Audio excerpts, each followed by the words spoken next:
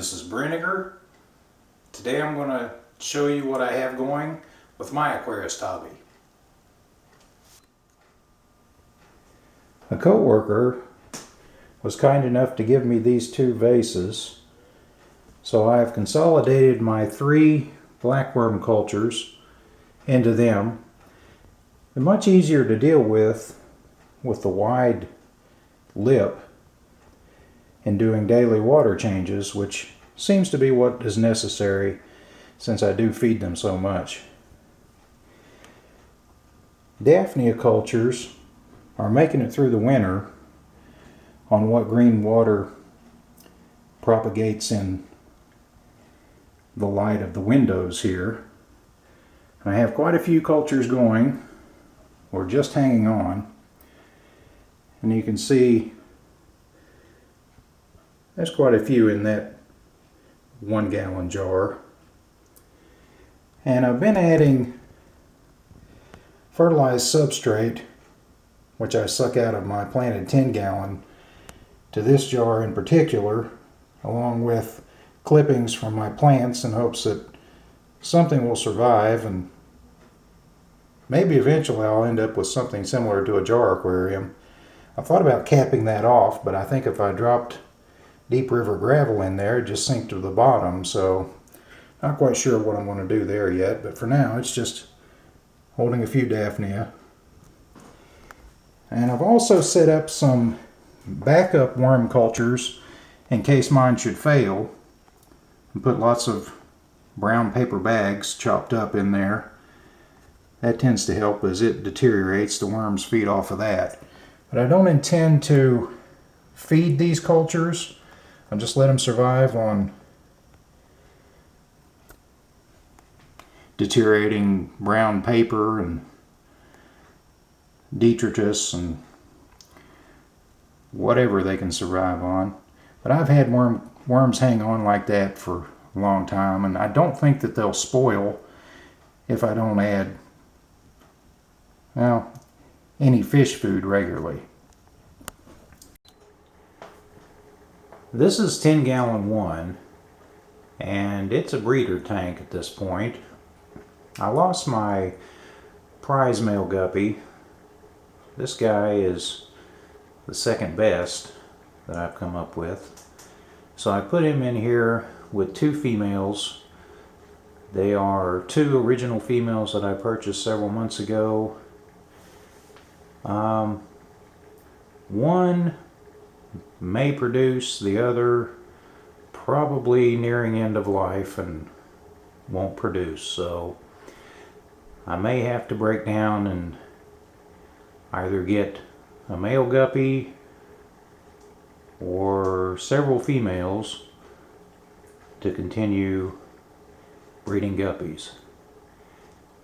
I've also consolidated 10-2 with this tank and put all the Colombian tetra fry from 10-2, which is my fry starter tank, in here, and there are plenty of decorations for them to hide in, and hopefully some guppy fry if indeed these, well, one at least of these 2 females manages to drop some fry. As I said, 10-2 is empty at this point in anticipation of my next water change in either the 112 or the 75 gallon tank.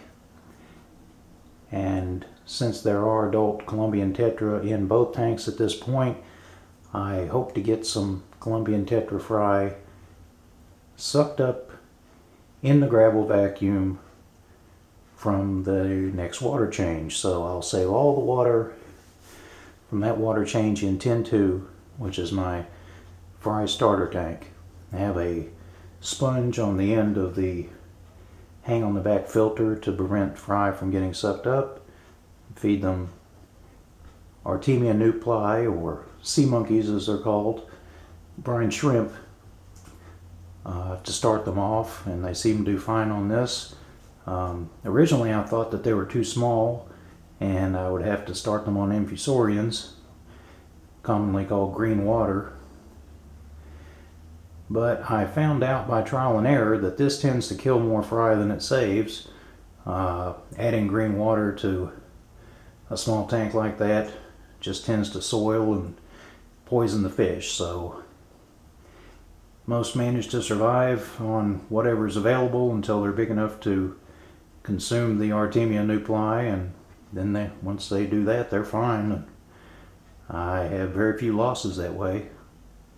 Just catching them when I do a gravel vacuum is the main difficulty. I've probably gone through thousands of fry that just starved to death in the gravel or were eaten by adults, but the small percentage that I managed to save has kept me going with Colombian tetra for probably about 5 years now.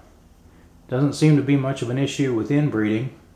I have purchased new stock once in those 5 years, just 6 adults. Don't know if they were male or female, probably a combination. And I haven't noticed any deformities, any issues with inbreeding. They, unlike guppies that suffer fish polio, curved spines from inbreeding when siblings mate, Colombian tetra don't seem to have this issue. So it's a very resilient fish, and I enjoy it thoroughly. Very beautiful when they're adults.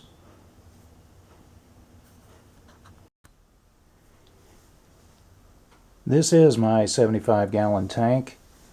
In here I have 2 remaining neon tetra, which don't seem to do very well in the hard alkaline water we have here in Kentucky from the Ohio River. And not fully grown Colombian tetra, but some younger ones. I've also put all the, well, I hate to call them culls, but male guppies that I don't intend to breed into this tank. And they do fine with the Colombian tetra. I have female guppies in the 112 that you just saw. And my favorite fish at this point that I currently own stays hidden. See it rarely, usually just during a water change. It's my South American bumblebee catfish. Of course, hidden at this point. I do feed it in a vase and ensure that there's food in the vase each night for it to consume. And it does fine. I saw it about a week ago, and it was right healthy.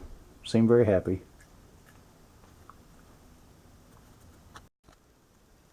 Now for a look at what for me has become my most interesting tank, my planted 10-gallon, as my best fancy male guppies enjoy some blackworms. Plants are doing quite well. Continue to blow substrate off the leaves as that collects. Some new growth on the Anubias. Looking well. I've been dosing with Seachem Flourish XL to control blackbeard algae, but I've also added Seachem Flourish and Thrive liquid fertilizer to the mix. Make sure they get all their nutrients. Dwarf Sagittaria doing well.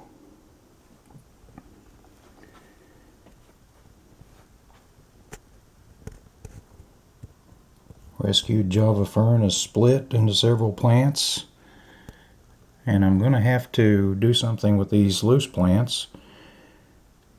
Tie them or glue them to decorations so that they can thrive. There's one Amano shrimp in here somewhere. I've made it impossible for him to escape, since that seems to be a recurring problem with the Amano shrimp I purchased.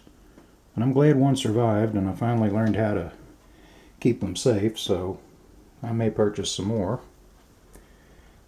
Now, I saw the Ancestris this morning, and he's definitely not in the hang on the back filter, so he's doing fine. Water is a bit cloudy today. I'm not sure if that's a bacterial bloom or what's going on there, but generally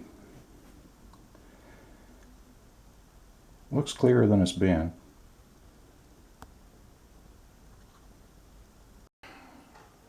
That's all I have for you today. Thank you very much. I'll see you soon on the next one.